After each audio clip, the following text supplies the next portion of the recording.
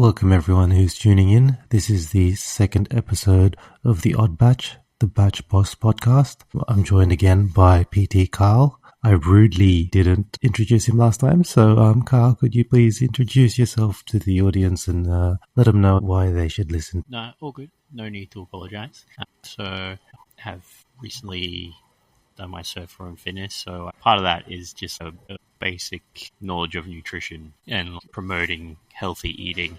It's something that everyone would get a lot of value from because a lot of what we eat is just based on the environment that we're raised in. So trying to bring a more entry-level, approachable guide to food and all aspects of what you would do in the general population for how you make food, what you should be eating, that kind of thing.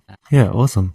I've known Carl for a bit of time now. We went to university together, and it's great to see that he's doing something that he's passionate about and really getting into fitness, and the food aspect of that is perfect for what we're trying to do here as well. Gives us a little bit of an insight into how to make sure we're not just shopping for the cheapest crap on the shelf. It's very easy to get into all the processed foods because of how cheap they can be, but not necessarily doing yourself a favor. This week, a lot's been happening. We've taken a pivot from the usual style of videos that we're doing. The podcast last time gave us a lot of content to turn into some shorts, and so we've realized that that's probably a better way to do things. It's more engaging and a little bit more palatable in terms of content, and we've noticed that prices don't fluctuate all that much. Making the same videos over and over again with just changing the date is going to get old really quickly, and also that wouldn't do us any favors with the algorithms. So, yeah, it's good to do something where you can provide a bit more context, and not everyone enjoys shorts, and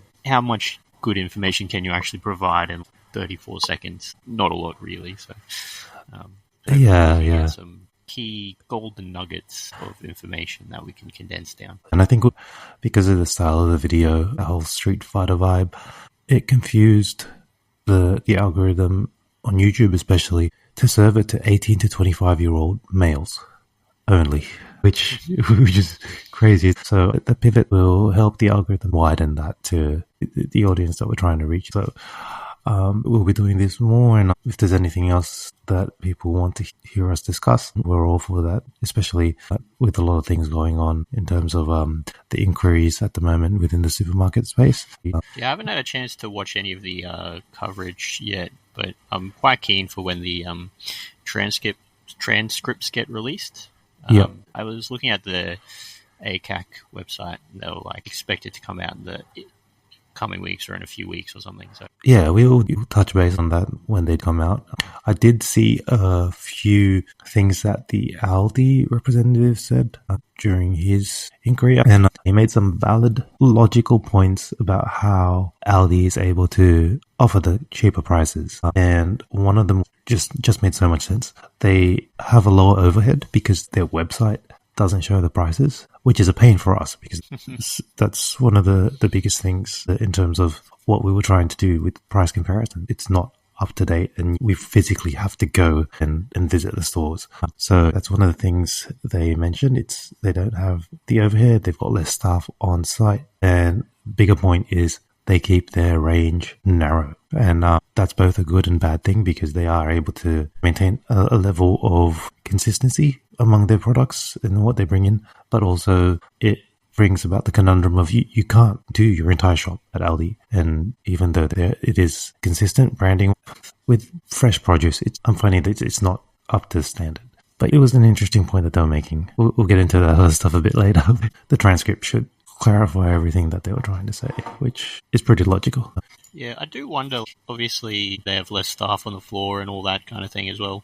But I wonder about all their product offerings and how they decide, because they have less general groceries, right? But then they also have that middle aisle, which is probably what helps bring up their profit margins. Yeah, people that's go true. in and buy stuff that people planning to. People go crazy for that. What do they call it? Aldi special buys? Yeah. They have a cult following. They even did some merchandise, like Aldi branded hoodies and slides, replica Stanley style cups and things like that. It almost seemed like a weird late April Fool's joke, but people went wild for it once they realized it was real. For lack of overhead and staffing, their marketing is is just on point. I saw something on their Instagram just this morning about the art installation banana that went for $5.2 million to some crypto bro who said he's just going to eat it anyway. It's not the first time that someone's pulled an art installation banana off the wall and eaten it. So yeah, I think it was this very same banana. So okay. Yeah, just that previous installation, which is very interesting for what is art. And I suppose that's what they're trying to do, is make a conversation from it. Yeah, so Aldi took the piss out of that and stuck a banana on a wall with putting the price of it as like 70 cents or something. And then they did it with a few other items. Generally, the comments were like, bravo, Aldi, this is marketing. Their marketing's always just spot on, and it just works. That actually ties into what I want to talk about next, which is something I touched on earlier. So the fruit quality. I went in today, and the strawberries were really cheap at Aldi, cheaper than they normally are, but they were infested with some sort of black bug. That's nasty. Yeah, the blackberries were also on sale, and every packet that I checked had one or two berries that had weird bug eggs on them. So I actually took a video. I could put that up in one of the shorts. They're all sitting on the shelf together, right? Like, yeah, one is in, and they'd all be sitting out the back together as well.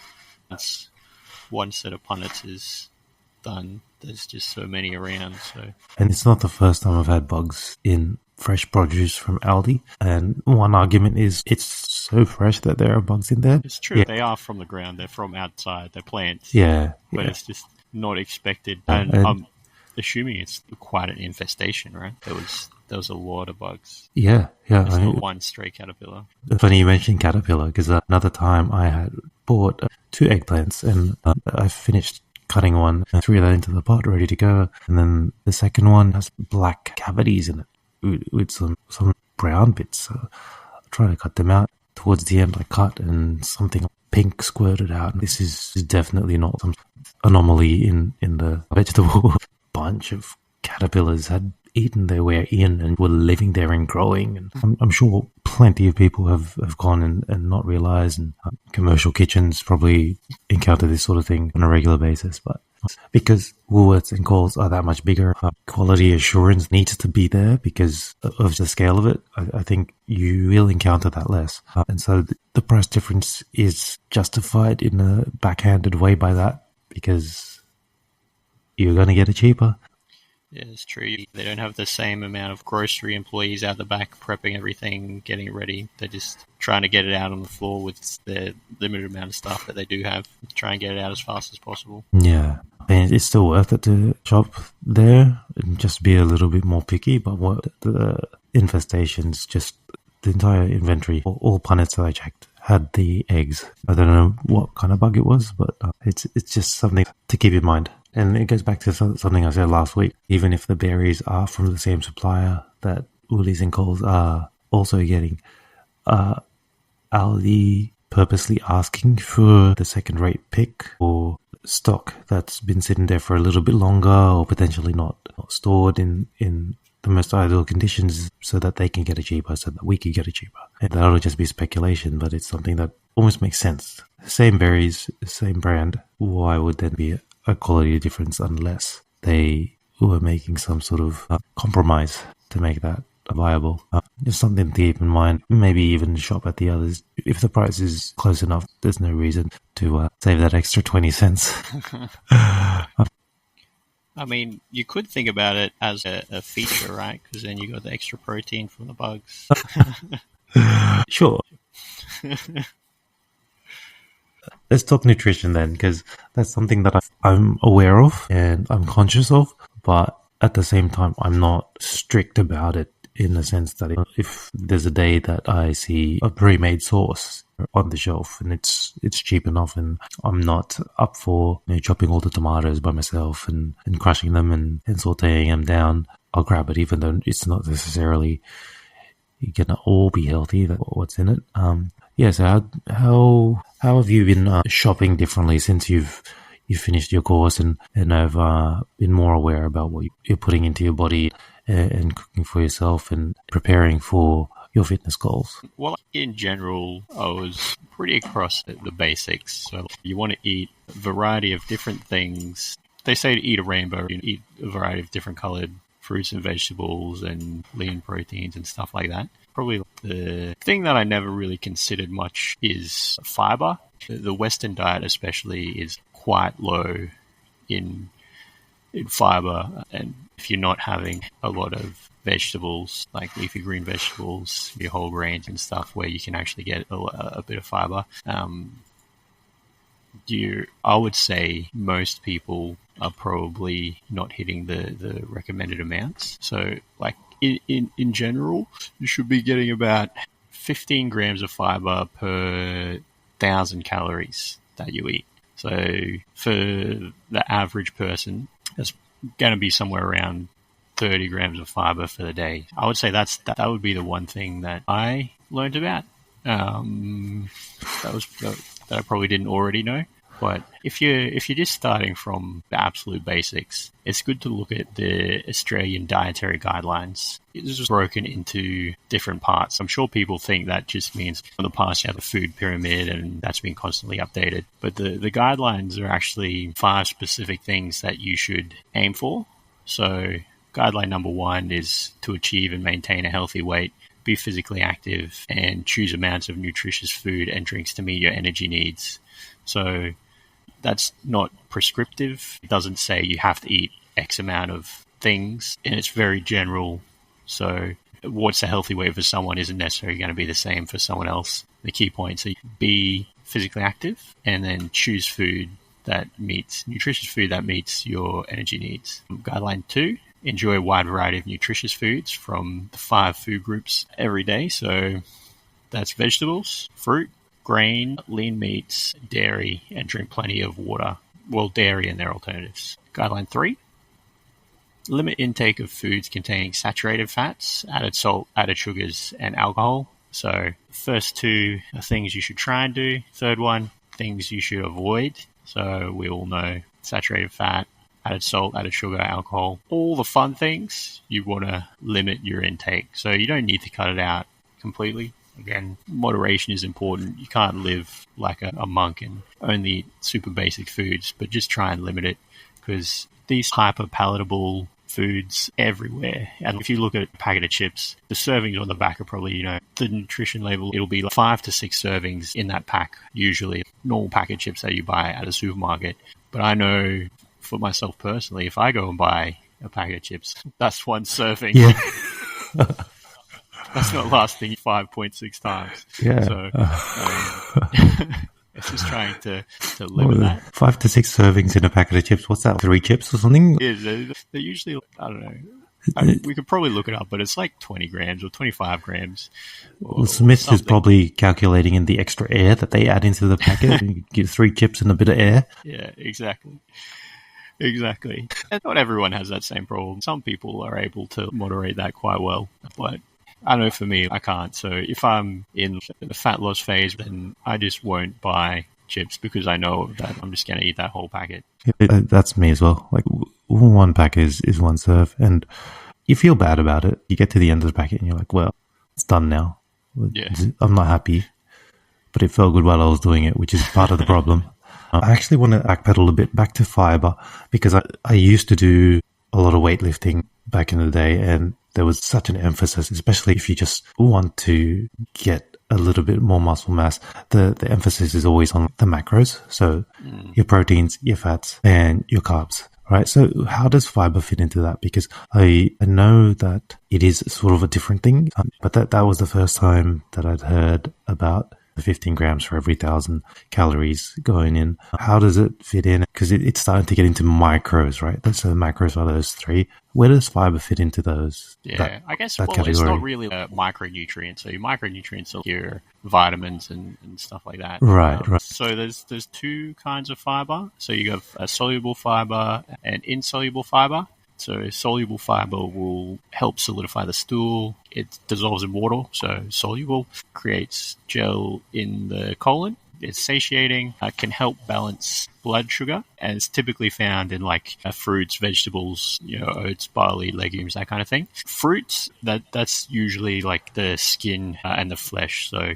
if you're eating fruit, you should be eating the skin and the pulp and everything, because that's like the good parts of the fruit, other than like the vitamins. Thing that people generally dislike about fruits or say that fruit is bad is because it has usually a fair bit of sugar, especially in the juice. So if you juice it, then you're not getting any of that fiber, and so you might as well be drinking straight sugar water, right? Yeah, pretty much. Yeah, whole fruit, not fruit juice. If you look at a bottle of orange juice at the store and a bottle of Coke, the sugar content's probably going to be pretty much the same. Going back to fiber, so that's the soluble, and then the insoluble will help soften the stool. It doesn't dissolve in water, and it's undigested throughout your gastrointestinal tract. Also helps support bowel health and function. It usually has prebiotics, and then they're usually found whole grains, so bread, cereals, nuts, seeds, wheat, and that's the skin of the fruit and vegetable. So the skin is insoluble, and then the flesh will have the soluble. But in general, fiber helps support your digestive health and bowel function. And with a lot of fitness stuff now, people talk about protein being satiating. Fiber is also very satiating. It's something in your stomach that will help take up space. Apparently, it can also improve cholesterol and help prevent heart disease, bowel cancer. We'll see if I can find the study for it. But there was a study that showed, I think it was every 15 grams, it halved your chance of cancer up to a certain point. Obviously not indefinitely, otherwise you could just be basically cancer-free, but it reduced the risk dramatically. I'll find it, and then you can put a link so people can read it if they're interested. Yeah, perfect. I'll chuck that into the description. Actually, having said the soluble and insoluble fiber, apple's skin that would be an insoluble. Is that correct? Yeah, I believe so, yeah. So anyone with a young child should be aware and know this. I have a 2-year-old, and we've been going through a lot of things with gut health and trying to get her to go more regularly. And one of the things that I found was that apples are this miracle fruit as far as your digestive tract and getting a healthy stool that accommodates to what is needed because of the insoluble fiber in the skin. If you are constipated, you eat an apple with the skin on, and that'll help push everything out because you're also getting a lot of the fluids from the apple along with insoluble fiber that'll help get it out. But helps soften the stool. Yeah, but in the opposite way, if you've got the runs, you peel off the skin and you get, would that be soluble fiber then in the flesh? Yeah. So then you don't get the insoluble fiber, you get the soluble fiber from the flesh, but you still get all the liquids from the fruit as well, and that'll help to harden it up. So apples are this wonderful fruit in terms of, your gut doing what it's supposed to be doing. So that's a nice insight into what fiber is for anyone who doesn't already know how that should fit into your grocery shop and why it's important to, say, choose a whole grain alternative over white rice or white bread, right? Because that's, even though it's not necessarily all the way helpful, it's better because of that, right? Generally, the whole grains are better because they will have some of that fiber still part of there. It hasn't been heavily processed, so all those skins and stuff are gone. Yeah, and the prices are usually the same. Say for a grain or a multi-grain sourdough against a white sourdough, the price is exactly the same, at least for the ones that I've been looking at. Choose that alternative. It might not taste as great because there's going to be stuff that you're not used to chewing or things you don't expect. Just a little bit extra that won't really affect your enjoyment of the food all that much, but it would help your overall health and nutrition just by doing that, right? And I want to highlight a channel that I've been recommended a bunch. There's a channel called Glucose Goddess, and she is all about trying to control glucose spikes in your blood. One of the things that she mentions in one of the methods is a veggie starter, and what that does is it lines your stomach with fiber before you eat the other stuff, sugars, fructose, that could cause a spike. And she's found that it hampers the glucose absorption into your blood to the point where you could level out that spike just by having fiber first. That's very interesting because I don't know if you remember, like years ago, like there was like massive like marketing around, oh, this is a low GI food, and like that was like touted on everything, right? But you probably still see it on like some breads and stuff though. They'll be like, oh, this is low GI, but so like nowadays it's not as widely promoted because more recent studies showed that exact thing you were talking about, where you can change the GI glycemic index, that glucose spike that they're talking about, by adding fat or fiber, because it does slow the gastric emptying. So if you have high GI food with a low GI food, you basically are turning it all into low GI food because it's slowed down the entire digestion process to help limit that blood sugar spike. Right. Okay. Yeah. So typically that will be your complex carbs as well. So if we go back to the macros, right, as any gym bro, that's the deepest level of nutrition you'll typically go to. Fats, protein, carbs, that's it. Plus the fourth macro, alcohol. But yeah, but then like, you can go deeper and deeper and deeper. And even just the most basic level underneath that, carbs are your complex carbs and your simple carbs. So if you imagine carbs as a whole bunch of zeros connected together, a link. So your complex carbs, they're called polysaccharides, poly like many. So there's many links. So it takes longer for each of those links to be burnt and used as energy. And then your simple carbs or mono or disaccharides like your sugar and most fruits and processed food and soda and stuff, they have 0 or 1 link. So they get burnt very quickly. And that's that blood sugar spike that you were talking about. That makes a lot of sense, and thank you for dumbing it down. Someone like me who doesn't research all that much into it. So that's what they mean by complex carbohydrates. It's those links being more robust, that the body has to work harder to burn them and get the energy. Is that? Yeah, basically. Okay. The shape, the molecular structure of the carbohydrate is more complex. Okay. So say someone right now, their shop consists of pre-made meals. They go to the freezer section and they'll get pre-made pizzas or things like that, or even eating takeout more often than actually going and buying whole foods. How would you suggest for them to slowly ease away from those sorts of things into a more whole foods type of approach?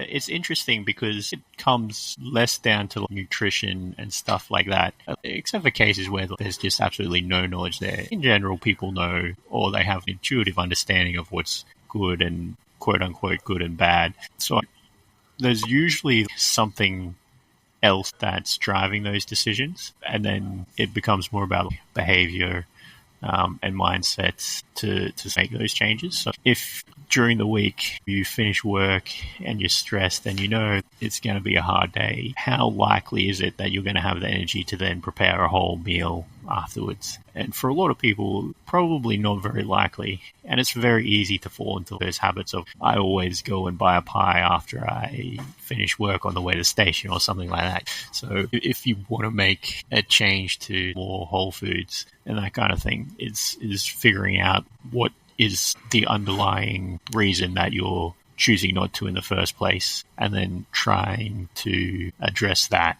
Because the other thing is, if you suddenly say, oh, I'm just going to start going 100% only eating whole foods from now on, I'm not going to have any more sugary drinks, I'm just going to cold turkey 180 degree change, it can be very difficult to then maintain that, because you're making such a drastic change. Like, if you think we're adults, right, we're mid-30s, if you've been doing the same thing for your entire life, it's not going to be easy to just suddenly switch and change. So trying to identify pain points of what's driving that underlying behavior, because if you're here listening to this now, chances are you are more interested in, say, maybe batch cooking or getting more control over your eating and that kind of thing. So the will is there, but it's identifying what those roadblocks are, and it's going to be different for everybody.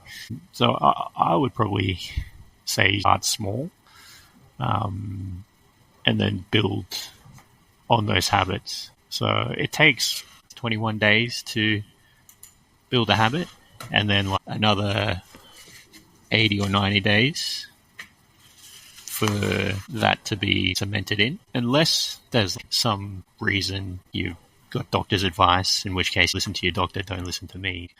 All I can do is provide general advice. If you've got other health concerns, you should work with an actual dietitian, which, small tangent, but there's a dietitian is someone who has gone to university, they've studied, they've got their degree, well as anyone can call themselves a nutritionist. Make sure you separate those things if that's something that you need, because there's a lot of outspoken people who call themselves nutritionists, like Liver King, just 100% carnivore diet. It's just like... This is the age of misinformation. It's going to go down as the period in history where information is no longer reliable, and it's more about what people want to believe at any given point and based on what an algorithm is pushing in their direction. So it is very important to find reputable professionals that are from beyond that world of the online space. Yeah, 100%. So you hit the nail on the head. It's a lot of it is knowledge and the want to be better. Yeah. Time is one of the biggest factors, especially for someone who doesn't necessarily cook. And part of why I started this endeavor is that I am still in the same boat. I hate the feeling of not knowing what to cook, what to buy, and what I'll be eating the next day, and not knowing what I'm going to be going into the shop to grab at any given point. Even though I have a general idea now, I still find it hard to go in with a plan. So that's what I want eventually for this to become somewhere that people can easily look at, and we can make recommendations of shopping lists and what we're going to make from these ingredients, and to have that all set out in a way that's easy for you to not even have to think about it, because there's so much going on in the world now that people are always on. And if there's one thing that you can just not have to worry about and know that, yep, okay, go to the shops, we'll get these. This is the recipe that's set out. Let's do it. It's all laid out for me. Yeah, 100%. That's something that would help, especially those people who don't necessarily know the process of cooking whole foods and getting the most out of them. And there's such a small difference between going out to eat now and what you're paying at the grocery shop. So we need to maximize how much you're saving at the groceries and minimize that time to make that effort worthwhile.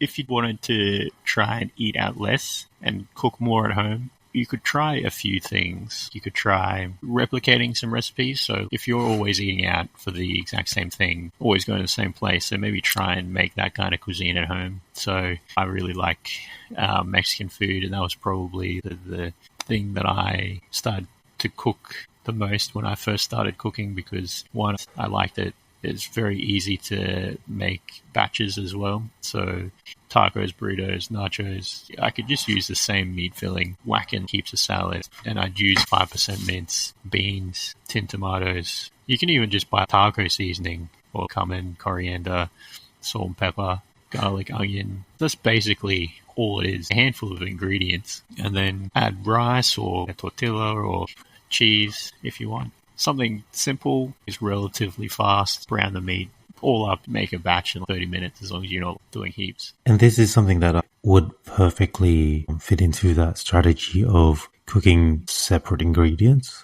or at least making separate elements to store separately. So one day you want a taco, or the next day you can have it with like a little bit of rice or something, and it's just easy and it's ready, and it breaks up the feeling of eating the same thing over and over again. And it freezes really well, which is very important for meal prep, because again, I feel like I've gone on endless tangents, but there are 5 health Australian dietary guidelines. We got up to number 3. We'll just quickly go through the last 2. So 4, encourage and support breastfeeding.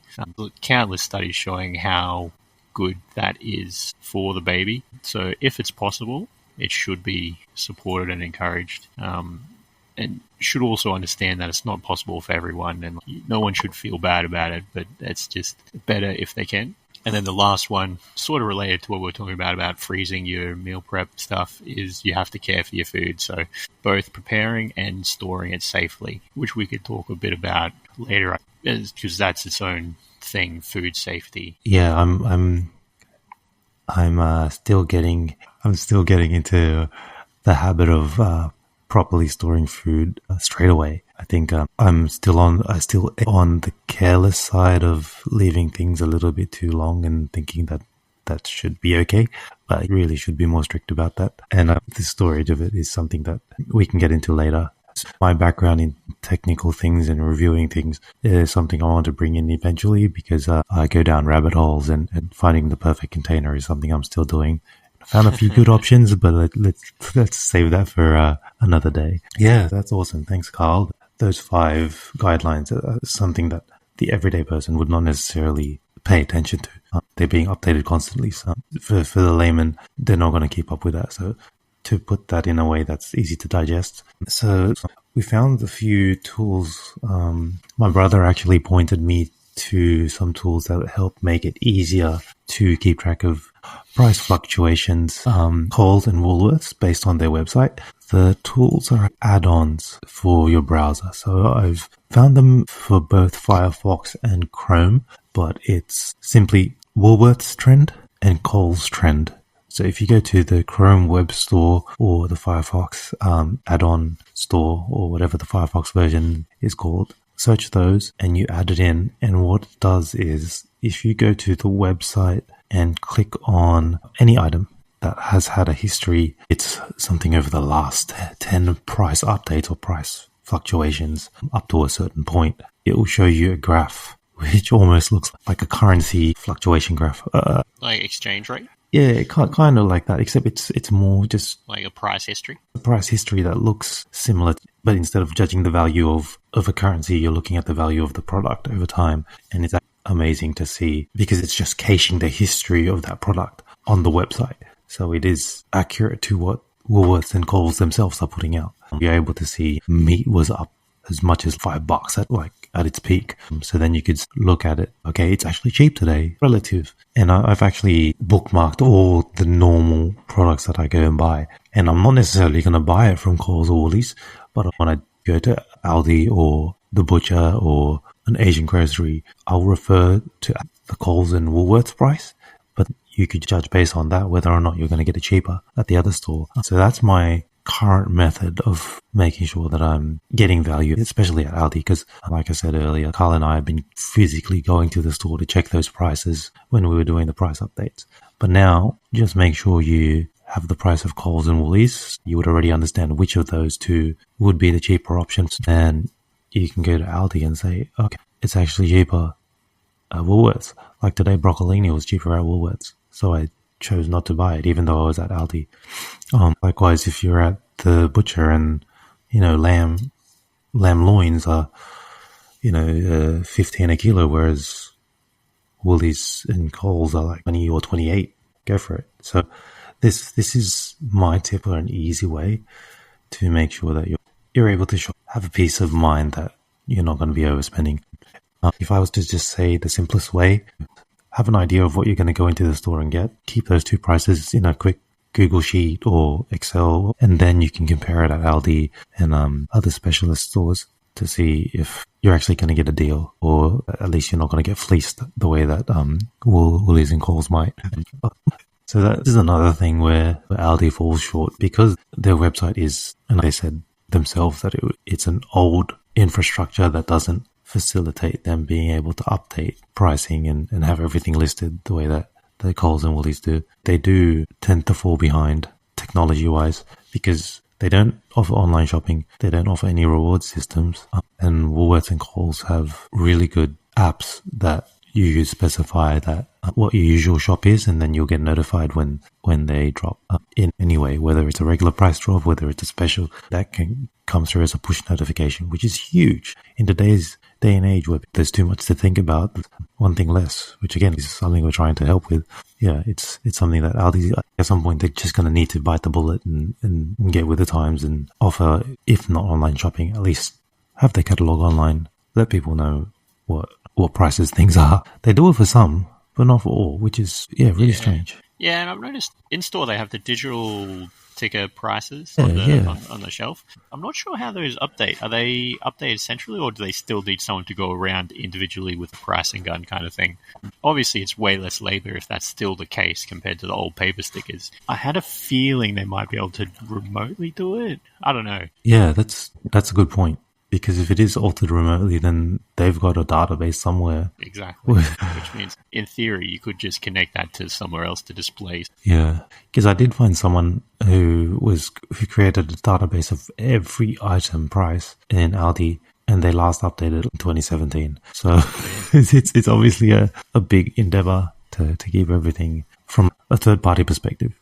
You have to go into store because there's nowhere else to find it. Like certain items, yes, you can. Especially when they do a catalog special, it'll show up. And I like to highlight price drops as well, but for the regular prices, don't know. Especially when the special ends. All right, like that $6.50 steak, that porterhouse, is now $7.50. That's not shown anywhere. And if you try to go to the page where it had that price drop online, it just says $4.04, no longer available. You could try to assume that it went back up to $7.50, but yeah, there's no way for you to know that unless you already knew that. Yeah, I feel like they're going to fall behind.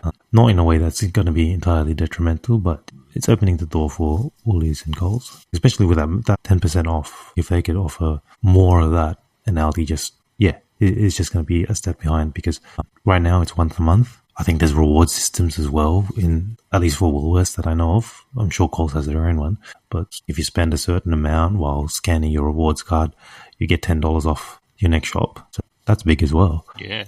There's just a gap there that Aldi's not on the ball about, and it just seems like they're happy to roll with it as it is. We just have to sit to wait and see if it's going to have a long-term effect. Or if well, it's hard as well because they're a private company, so we don't get the same access that you do for Coles and Woolworths. They don't have to do your AGM or anything like that. They don't have to report on their performance. It's not as clear as with Coles and Woolworths, where they have to say, these are our profit margins. It's very interesting. Yeah, I have to say though, that $6.50 steak, I did grab two of them. There's no meat glue to be found. It's $7.50 now, so it's not exactly the same value, but it's still better value than Coles and Woolworths for a slightly bigger steak. And yeah, it was great. It seared well, cooked a perfect medium rare. You can't complain. So the meat I had no issue with, but the fruit, I can't get over the fruit. That's a good place to end it. I think we covered a lot today, and we're still a little bit all over the place, but we're learning. And as we move forward, we'll have a little bit more structure to the types of things that we're able to recommend. Again, we were learning from previous about how the way we were displaying information was not going to be sustainable, both from attention standpoint and also from an effort standpoint, because the prices that don't update would just have been a waste of time. We would have just continued checking, and for the little movement on it's not really giving anyone value there. Moving forward, we'll highlight savings, specials, and beyond that, be able to then structure purchase recommendations and shopping lists and recipes to go with that. Yeah.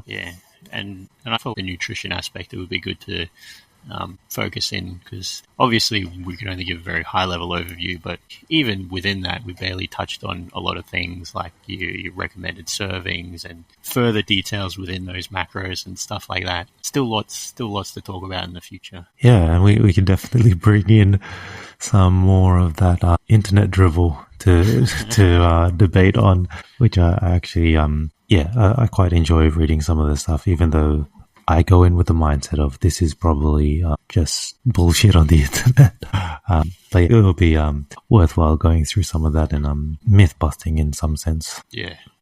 Absolutely. All right. Well, thanks for joining me once again, Carl. And let's do this again maybe in a couple of weeks. And if you're here for the second time, thank you so much. If you're joining us for the first time, we hope to have you again on the next one. But until then, follow us at Batching Boss across all socials, and hit us up on the comments anywhere, really. We're reading all of them as they come in and taking feedback as we go.